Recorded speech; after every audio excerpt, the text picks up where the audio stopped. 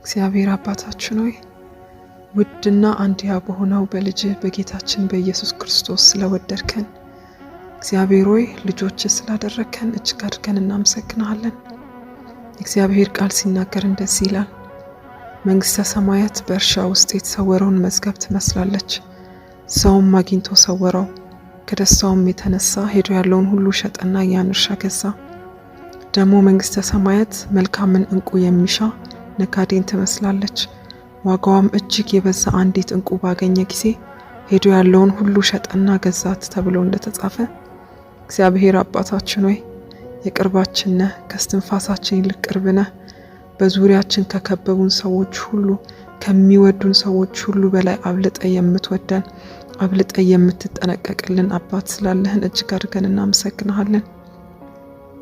ደቀ መዛሙርቱን ኢየሱስ ሲጠይቅ እናንተ ደግሞ ልትሄዱ ትወዳላችሁን ባለ ጊዜ ጴጥሮስ ጌታ ሆይ ወደ ማን እንሄዳለን? አንተ የዘላለም ሕይወት ቃል አለህ ብሎ እንደተናገረ እግዚአብሔር ሆይ በልጅ በጌታችን በኢየሱስ በኩል የዘላለምን ሕይወት ስለሰጠህን በማንም የማንተካው እግዚአብሔር አባት ሆይ ከምንም በላይ አብልጠን እግዚአብሔር ሆይ ውድ የሆነውን ልጅህን ኢየሱስ ክርስቶስን በልባችን ላይ ደግመን እናነግሰዋለን። እግዚአብሔር ሆይ በማን እንተካሃለን? በማን እንመስልሃለን? እግዚአብሔር ሆይ በልባችን ውስጥ የከበሩ ከምንላቸው ቦታ ከሰጠናቸው ነገሮች ሁሉ በላይ የከበር ካንተነ ትልቅ የሆን ካንተነ እግዚአብሔር ሆይ እናመሰግንሃለን።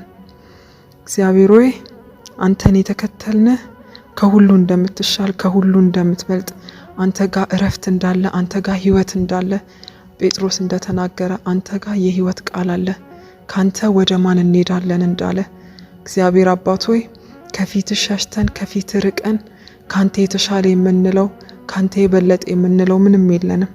እግዚአብሔር ሆይ ዛሬም ምርጫችን አንተ ነህ፣ ነገ ምርጫችን አንተ ነህ። እግዚአብሔር አባት ሆይ እጅግ አድርገን እናመሰግንሃለን። በሕይወታችን ውስጥ የዘላለምን ሕይወት እንድናይ እግዚአብሔር ሆይ በሕይወታችን ውስጥ ለበራው ብርሃንህ እጅግ አድርገን እናመሰግንሃለን። ጌታ ሆይ በልባችን ውስጥ ካንተ በላይ የከበሩ ካንተ በላይ እግዚአብሔር ሆይ ክብር የሰጠናቸው ነገሮች ካሉ እግዚአብሔር ሆይ ያንተ ፍቅር ያንተ ግርማ ያንተ ታላቅነት ዛሬ ሐሳባችንን ልባችንን ሁሉ እንዲማርክ እንጸልያለን። እግዚአብሔር ሆይ በምንሰራው ስራ ሁሉ ውስጥ አንተ እንድትከብር በቤተሰባችን በልባችን በሐሳባችን በንግግራችን ሁሉ ዛሬ አንተን እናነግሳለን። ዳዊት እንዳለ እኔ ግን ንጉሴን ሾምኩ እንዳለ እግዚአብሔር ሆይ ዛሬ አንተን በልባችን ላይ በሐሳባችን